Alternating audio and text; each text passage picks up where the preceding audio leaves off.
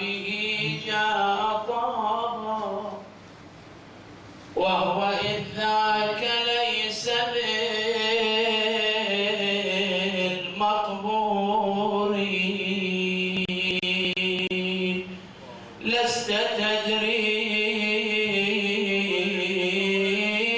لما أحرقوا الباب بالنار لست تدري لما أحرقوا الباب بالنار أرادوا إطفاء ذاك النور لست تدري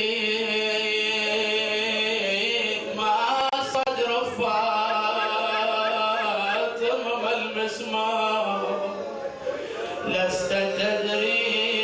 هذا أحد أولاد الزهرة السيد الهندي يقولوا في ليلة من ليالي في أيام الغدير يقولوا في الرؤيا رأى الإمام الحجة وهو حزين كئيب يقول له سيدي يا ابن رسول الله هذه ليلة فرح ليلة تنصيب أمير المؤمنين. يقول له أتراني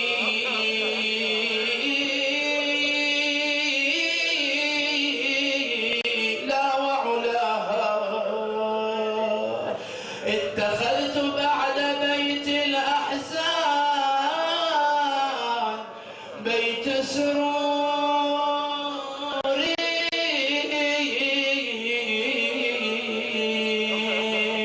لست تدري ما صدر فاطم المسمار ما بال ضلعي المكسور ما حمرة العين يا فرج الله ما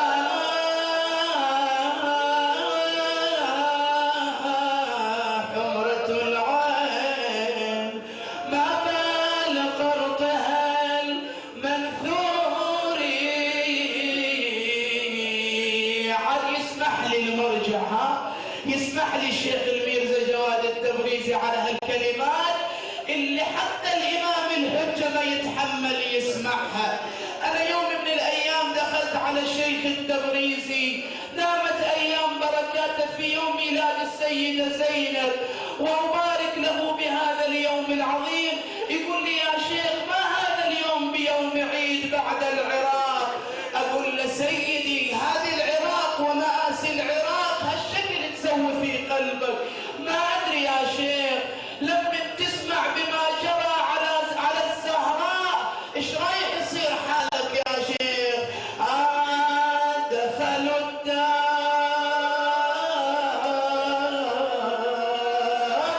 يا حسرة بمرأة دخلوا الدار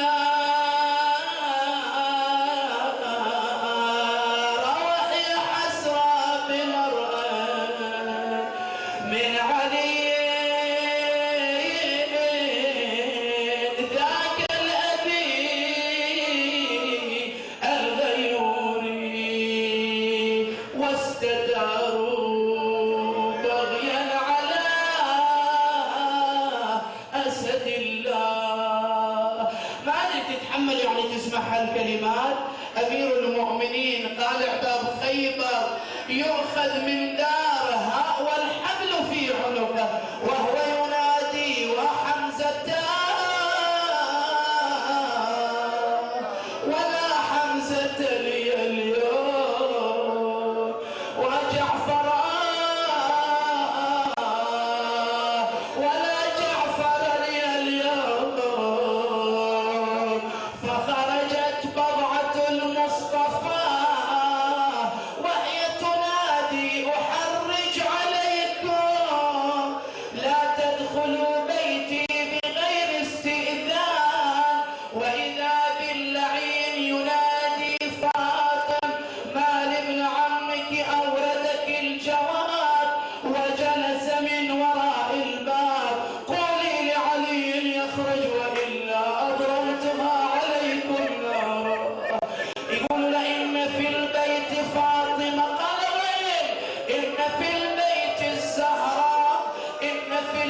البيت الحسن، إن في البيت الحسين، إن في البيت القرآن. قال وإن علي بالحطام، وضعوا الحطام حول بيت أمير المؤمنين.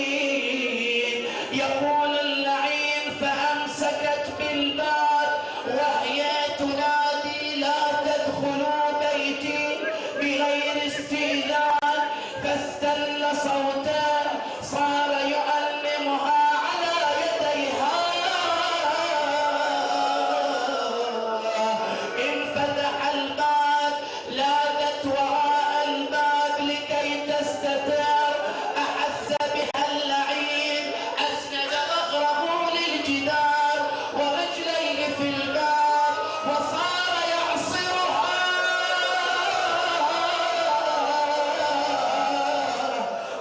اسمع اللعين شو يقولها هالشكل، يقول سمعت لها أنينا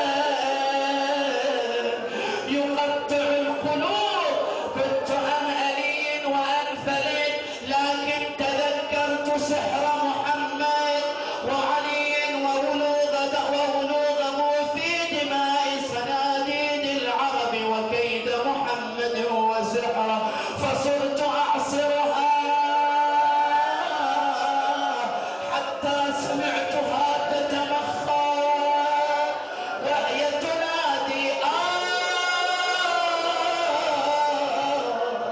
يا رسول الله، أبا لبئس ما خلفك ابن أبي فلان. وخرت بين الباب والجدار وهي تنادي ثم إليك خذيني، فورب البيت أسقطوا جنيني. وإذا بسليم يسأل سلمان هل دخلوا على الزهراء بغير استئذان؟ سلمان منا أهل البيت يسأل سلمان هذا بيت فاطمة، هذا البيت اللي حتى أملاك السماء ما تدخل إلا باستئذان. أسمع اليوم يقولوا دخلوا على الزهراء بغير استئذان. قال له سليم أزيدك تتحمل يعني؟ قال له شنو اللي صار؟ قال وما عليها خمار. قال سليم قلت يا سلمان، قال سليم قلت يا سلمان هل دخلوا ولم يكن استئذان؟ فقلت إيه وعزة الجبار دخلوا وما على الزهراء من خمار، لكنها نادت وراء الباب رعاية للستر والحجاب. إن شاء الله احترموا الزهراء، فمذ رأوها عصروها عصرا كادت بنفسي أن تموت حسرا، فأسقطت بنت النبي وحزنا ذاك الجليل المسمى محسنا. ومع كل هالمصائب وإذا بالزهراء فاقت فضة أين علي؟ قالت سيدتي أخذوه. وضعت خمارها على رأسها وخرجت والدماء تسيل من صدرها. أسألكم يا سادة أبناء الزهراء يا علماء، أسألكم ليش الدم يسيل من صدر الزهراء؟ كان ليش يسيل الدم من صدر الزهراء؟ تدري ليش؟ لأن المسمار نبت في صدر الزهراء. وبنت محمد هاليوم لازم توصل أصواتنا إلى المدينة. اليوم نوصل إلى قبر النبي ونناديه يا رسول الله، عظم الله لك الأجر، مولاي أفرج الله، أحسن الله لك العزاء. فخرجت وهي تنادي خل ابن عمي أو لا أكشف للدعاء رأسي وأشكو للإله شجوني، وإذا باللعين أرسل قنفذ. تدري من هو قنفذ؟ رجل فض لعين رجع إلى الزهراء وبيده الصوت فصار يضربها. وبنت محمدا وسيدتا ومصيبتا، هم هو يقول استقبلتني بوجه أعشى بصري نور، يقول لها هل احترمت ذاك النور؟ يقول لا، رفعت يميني فلطمتها لطما احمر خدها انتبر قرطها، نادت يا رسول الله، يا حبيب الله. يقول سلمان كنا في المسجد وإذا بنداء الزهراء خل ابن عمي أو لا أكشف للدعاء رأسي وأشكو للإله شجوني. يقول وإذا بحيطان المسجد تزلزلت من الأسس، وإذا أمير المؤمنين التفت إلى سلمان قائلا يا سلمان قل لفاطمة إلا ما في بعث رحمة لا تكوني عليهم نقمة.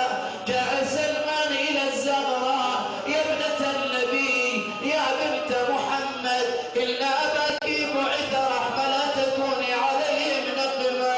اسمع هالمظلومة شو تقول؟ كسروا ضلعي صبر، ألموني على عيني صبر، نبت المسمار في صدري صبر، يريدون قتلي ما علي صبر يا سلمان. أيها بنت محمدا، هاليوم نوجه خطابنا إلى الإمام الحجة. يا راعي الثار فات الثار تنشر رايتك وظهر، تدري والخبر عندك بصير الباب تكسر، تدري أخبرك سيدي وأنت العليم، تدري من أوجر باب الزهرة جدتك بالله. هاي قلوبنا لسه بذيك النار تتوجر، من نار القلوب نهيج غيرك ما لنا جاره، ندري بيك من تذكر صدر امك ومسماره، تهيج وتطلب الرخصه تريد بس تظهر. وبنت محمدا، اليوم بعد اليوم طالبين مني قراءة شيخ الفقهاء الشيخ الأصفهاني. اسمع شو يقول عن الزهراء. يقول إن حديث الباب ذو شجون مما جنت به يدا الخون، أيهجم القوم على بيت الهدى ومهبط الوحي ومنتهى الندى، أيغرم النار بباب بيتها. كان ما يعرفوا هذه الزهراء، أيغرم النار بباب دارها وآية النور على منارها، ما اكتسب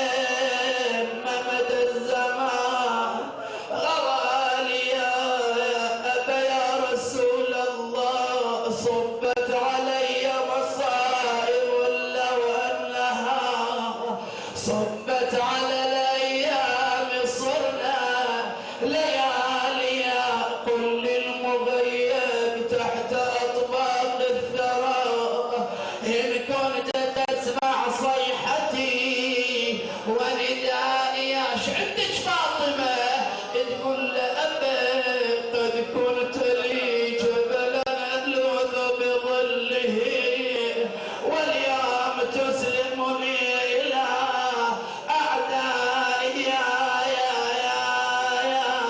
تقل بس ما غاب شخصك يا ولينا يا ولينا علقت رواية الشر علينا بعد سيدتي تقل ابويا اجانا الصحاقي وشياطين حطبهم وياهم